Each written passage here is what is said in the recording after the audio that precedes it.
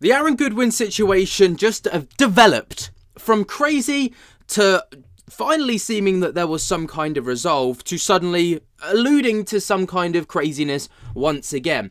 Now, if you don't know about this situation thus far, of course, Aaron Goodwin from the hit TV show Ghost Adventures recently had his, now ex-wife, try and put out a murder-for-hire plot against him.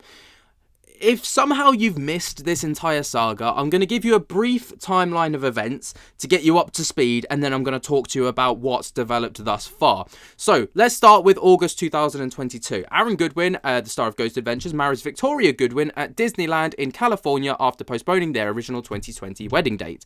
2024, now the exact month is unspecified.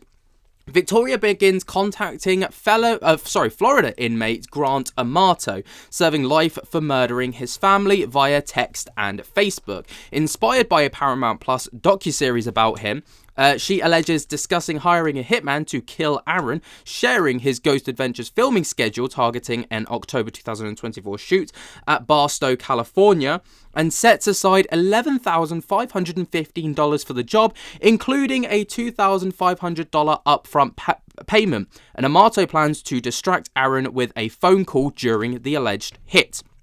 Then, in October of 2024, corrections officers seize Amato's contraband phone, uncovering the plot through Victoria's messages. For example, am I a bad person because I chose to end his existence, not divorce? That was actually one of the text messages that Victoria sent Grant.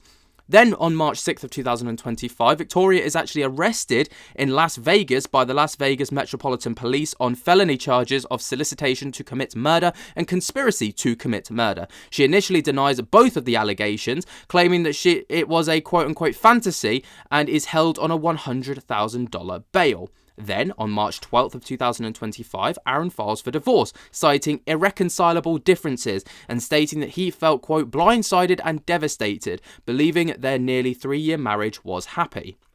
Then on March 25th of 2025, Victoria's preliminary hearing is held and the outcome is not detailed in current reports.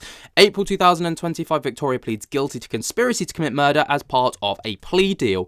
Then on June 5th of 2025, Victoria is actually sentenced to 36 to 90 months, which is around 3 to 7.5 years in Nevada prison.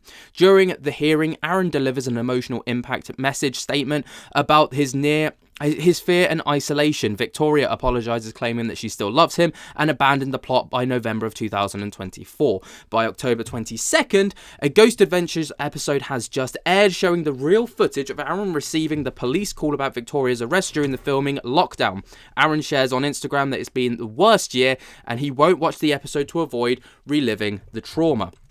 So that's a brief kind of oversight of everything that happened up until this point. Now, obviously, we're at the point now where the episode has aired in the latest season of Ghost Adventures. It was kind of used as marketing, which was, some people will say a bit shady. I mean, obviously it would have run by Aaron first. He probably would have been okay for it to be shared. But he posted this on Twitter at the time, on the day that it was going to be shared. And he put, the next episode of Ghost Adventures is where I got the FaceTime call from the cops.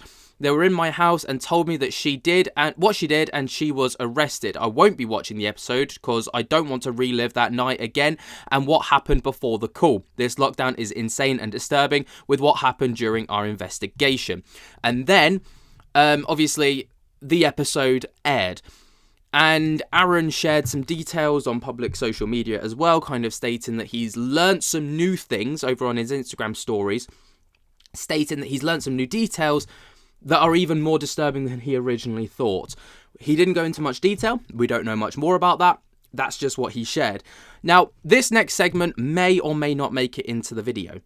I'm going to try and fight the copyright. I've had to re-record this video because I got the copyright greenlit, then I got the copyright taken down and the video got taken down, and then I'm reshooting it in the hopes that I can get it greenlit again. If it doesn't get greenlit, this part won't be in the episode, but you'll be able to go and watch that Ghost Adventures episode. This is the moment that Aaron Goodwin got the phone call, and it is via TMZ.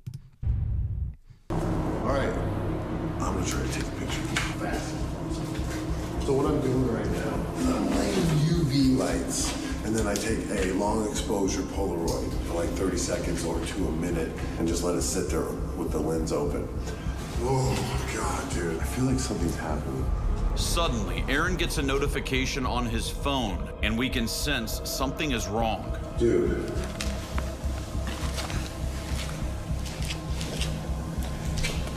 Hold on for a second. What's going on?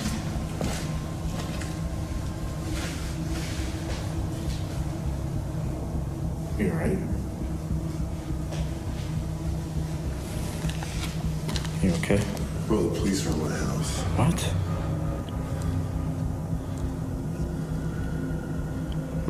I gotta go outside. It's fine, but I'm not staying in here by myself.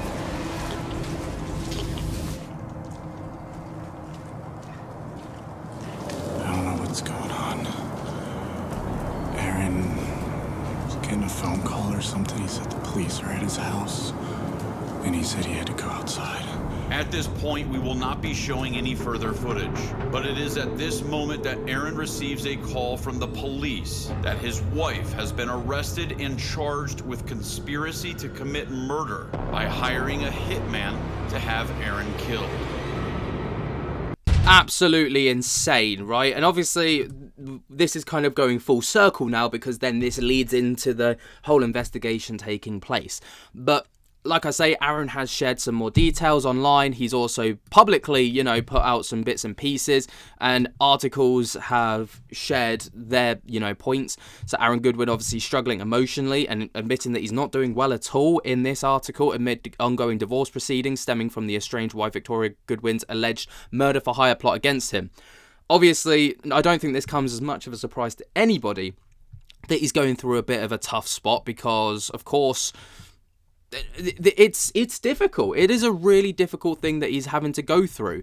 Now, he did put out after this obviously all aired, I can imagine the press probably got involved with him very quickly, sent him messages, tried to get interviews from him and all the rest of it.